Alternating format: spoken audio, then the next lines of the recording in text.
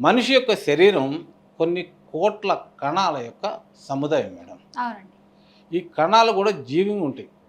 కణాలు కూడా జీవంతో ఉన్నటువంటి కణాలు. హ్మ్. ఈ కణాలు మన శరీరం నుంచి ఉన్నటువంటి ఈ కణాలుకి కూడా ఆహారం కావాలి. హ్మ్. ఈ ఆహారం మనం తీసుకునేటువంటి ఆహారం ద్వారా ఈ కణాలు ప్లస్ మనం బతుకుతుంటాము. హ్మ్. అయితే మనం తీసుకునేటువంటి ఆహారం 2 రకాలుగా ఉంటుందండి. ఒకటేమో మనం పని చేసుకోవడానికి శక్తినిచ్చేటువంటి ఆహారం.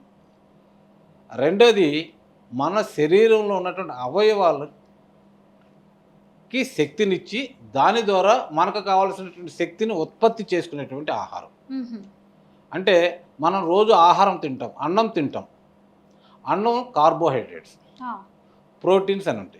ఇవి మనం రోజువారీ పని చేసుకోవడానికి, మనం రోజువారీ శ్రమ చేసుకోవడానికి కావాల్సినటువంటి శక్తిని అవి ఇస్తాయండి. అవును. మరి విటమిన్స్, మినరల్స్ కూడా అంటుంటారు. హ్మ్. మరి విటమిన్స్, మినరల్స్ అంటే అవి దేనికి ఉపయోగపడతాయి అంటే మన శరీరంలో కొన్ని అవయవాలు ఉన్నాయి. చర్మం కాడ నుంచి మొదలు పెడితే హ్మ్. కళ్ళు, ముక్కు, నోరు, గుండె, కాలేయం, హ్మ్. లివర్, కిడ్నీలు, ఇలా చాలా చాలా అవయవాలు ఉన్నాయి.